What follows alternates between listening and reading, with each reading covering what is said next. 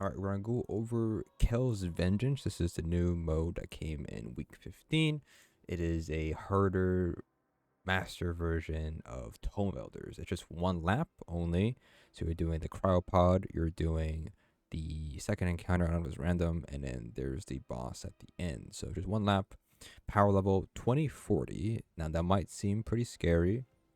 The enemies do hurt, of course, but I did it at 2027 power level. So as long as you have a bunch of survivability, so like Consecrate Titan or Invisibility Hunter, a bunch of healing, a Warlock with like maybe the healing grenade or the turrets, or you have a bunch of orb of power that you can generate a lot of orbs with recuperation, and you have like attrition orbs, or there's another, I think there's an artifact mod that you can have this one here, picking up an orb of power, or an elemental pickup, or tangle grants you some small amount of health because you need to use a potion, the volatile potion. So activate that perk. But this will help a lot in generating a bunch of orbs, and you could heal a lot. And then if you're using like a Reaper, or was it? It's not a Reaper, powerful attraction. When you use your class ability, you can just pick up all the orbs around you and you get a bunch of heals. This is very useful in surviving this encounter, or this activity basically. Now you can't just queue it up because it's a cooperative mission, so it's similar to the Pale of Heart missions where you need somebody else to do it with. You could do it with 2 people or 3. Of course, I recommend to do it with 3 as it makes it easier, but the mechanics can be done with just dual people. Now, let's go ahead and show you guys. You can go Episodic, Revenant, Tome of Elders, Kell's Vengeance, and you can queue it up here. Create a listing or join somebody. No mic, the mic is not required, but knowing the mechanics is important. So we'll go ahead and explain that. I did it with 2 random people for my run by using the Fireteam Finder, and no mic, could just use chat to figure out the mechanics. We learned the mechanics while playing it and figure it out. It took us an hour to do it. It might be a bit shorter for you guys, but depends. Now, before we start, if you don't want to know why we're doing this, well, one, it's for the title, Slayer Baron. If you don't want to do, you can skip one triumph for this title, and most people will be probably skipping Barren Ground. It's not hard, but it's the longest one to do and the annoying one to do compared to everything else. It's pretty easy in my opinion. So if you don't want to do this triumph, you could just do this triumph and finish the title with 15 triumphs, and then you're good to go. So that's one reason you want to do this activity. The other reason, not a reason, but you get the ship. This is Renunciation. I can't pronounce this. Enunciate this. There we go. So this is a ship here. I put the rainbow shader on it. It's a cool little wave default shader on it, and it shades pretty well. I'll be honest with you. So have some fun with this. I think it's pretty cool. I like the shader. I like the ship. I mean. So that's the other reward. You got some tome flakes and some weapons, whatever. Anyway, so we'll show you guys at the end. But anyways, let's go ahead and start off how this really works and what's different if this is a normal run. Alright, starting with the cryopod encounter, it should be the same for everybody. I'm not sure if the challenges are random. They may be random as well. But one thing is important is that the challenges must be finished. If you don't finish a challenge, it will wipe everybody. So pay attention to the challenge to the left. For us, it was defeat combatants with special and heavy ammo. I don't know if it's random for everybody, but as long as the challenge is completed during both first and second encounter, cryopod and second encounter, then it will not wipe. It will wipe you. As you can see, the warden spawns in no matter what. If most time it goes to 0, challenge not finished, the warden will kill us all basically. There's no, so you can't survive that pretty much. It's no matter what, a complete wipe. Now, I don't know if this second encounter is random. It's just it's the normal Tome of Elders encounter. This one's generators. We just go ahead, destroy the generators, blah, blah. The challenge we got was complete the activity in 2 minutes. I'm not sure if that's the same for everybody. I could be wrong. The main thing about this challenge is that even when you kill the bosses, you still have to clear the room. Most of the enemies has to be cleared. So use up your ammo. Use everything. Don't be stingy of ammo just because when you do the boss phase, it's a rally banner. So use your ammo. Don't just save your ammo. You're not going to save it for, you're not able to, so don't just try to use everything. Okay. So there's that's the encounter. Just make sure you do the challenge as fast as possible. If you don't, it's a wipe. All right. And remember stragglers as well. Then we have the boss encounter. All right, so how does this encounter work? So basically, there is a buff called Devouring Essence, and this has to be passed around to your other teammates, right? If it goes to 0, it will wipe the encounter to back to the beginning of the encounter, right? So there is that. Devoured Essence, the whole point is that when you pass it on, you'll get Drain Essence. And Drain Essence is the debuff that makes you not be able to pick up the buff again for until the timer goes to 0. But the good thing about this is that, like I said earlier in the video, this can be duoed. What that means is that you can pass the buff around with just 2 people. The third person can just add clear, no big deal. All right, just as long as the people who have the buff passing around are paying attention to each other, you're good to go. Because the buff lasts for 30 seconds in total, right? And the debuff to not pick it up again lasts for 24 seconds. So you have about 6 to 5 seconds before the before the debuff or the buff goes back and kills everybody. You can see here, as long as right now, I died, but as you saw, the drain debuff counts down and it goes to 0. That is when you should go and pick up the buff. And then the same thing the other way. If with the devoured essence,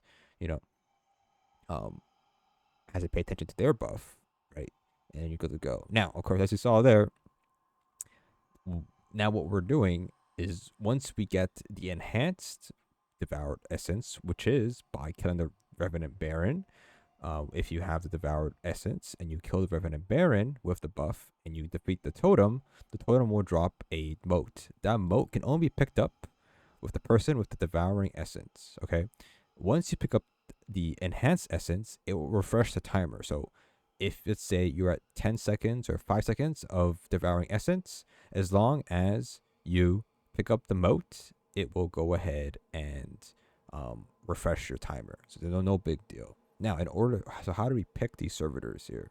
So when you pick up the moat, as you can see, enhanced essence, the servitor that has a red particle effect, which you can only see, very obvious, there's only 3, then that will increase aether levels by 1. You can see on the left there, our aether levels are now 1 out of 3.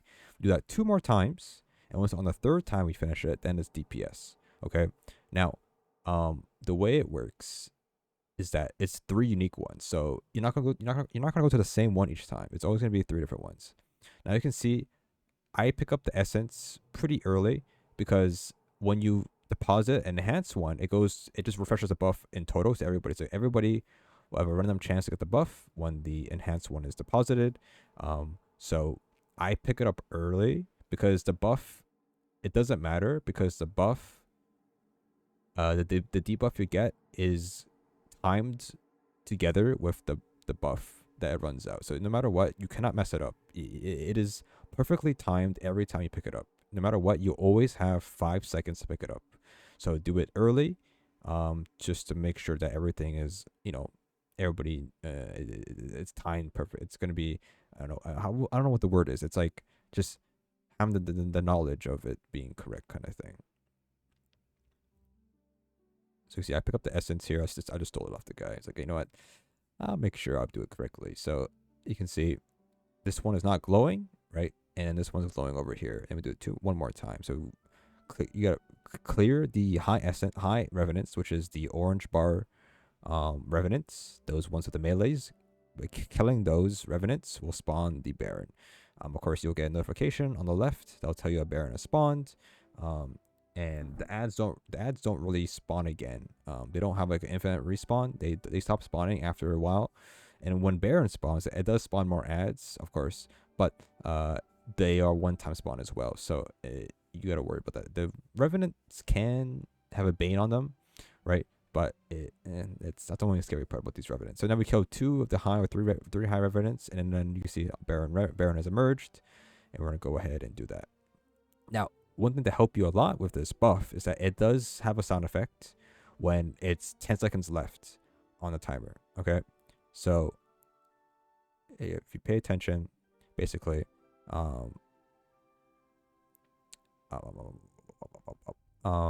you pay attention, you can hear the sound effect of it popping to 10 seconds left, which helps a lot in information because you have 5 seconds if you're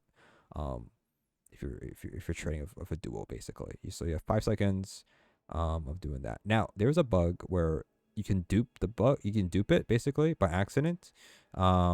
And then you have 2 buffs. And of course, if the buff runs out, it wipes. So if it does dupe, and you can tell if it dupes if the person sees 2 way markers, because the way marker that helps you in telling you that the person can be claimed or not, right? But if it is duped, your best bet is one person picks it up that can't pick it up, and another guy just has to die, because if the buff goes to 0, then it wipes the entire team. Honestly, that's what it is. Now, with the DPS phase, the boss will have to do a little animation of him getting to the front of the stage, and he'll devour these Aether. This Aether will heal him slowly. Every time he, what do you call it? The red Aether is to touch him, it will go ahead and heal him a little bit. Now, you can shoot them, but from my experience, if you have the right DPS, you can just force it. I don't know what's a good DPS. It's a DPS check, I would say, for the most part. But other than that, that's pretty much it. I did kill the high revenants. They spawn once in a while, and then once you kill the high revenants, then the barons will spawn. Kill the baron. Make sure you're watching your timers, and you're good to go. You can see here we have 10 seconds devouring essence. The guy I'm waiting for says 3, 2, 1, and then at 5 seconds he claims it. You see 24-second cooldown here. So now I'm going to wait the 20 seconds here until I go pick it up again. So now the Baron has spawned. No, it hasn't spawned. We're still killing Revenants. Revenants are a bit janky to fight, I'll be honest with you. But you can see here 7 seconds, 6, 5, 4, 3, and 2, and then 1. And then I'm going to go pick it up now. And then now we go kill the Baron, right? And you just rinse and repeat, just making sure, like I said, the ads do respawn when a Baron spawns. So I'm just clear those out. They don't respawn again after the Baron is dead or still alive. So kill the Baron, totem spawns, as you can see here. Kill the totem. I pick up the buff. I almost missed this one. I was playing with fire for this one, to be honest with you. There we go. And then I pick up the essence, and you can see the red particle effects for this servitor here, and do that 2 more times. There we go. Now, just for maybe some helpful tips here to avoid death. So there's 2 things that's pretty scary. One is these barons. These barons, they do a stomp attack because they are like bosses basically, and those stomps can one-shot you if you're like half health or 70% health. It will hurt a lot basically. Now, so avoid getting too near the barons. Of course, you could stagger them by consecrate or ignite or stasis shadow damage could probably stagger them. That helps a lot with dealing with those barons. The boss can stomp as well, and that could one-shot you as well. It hurts a lot. You could use the melee mod to reduce melee damage. That could help a little bit for sure.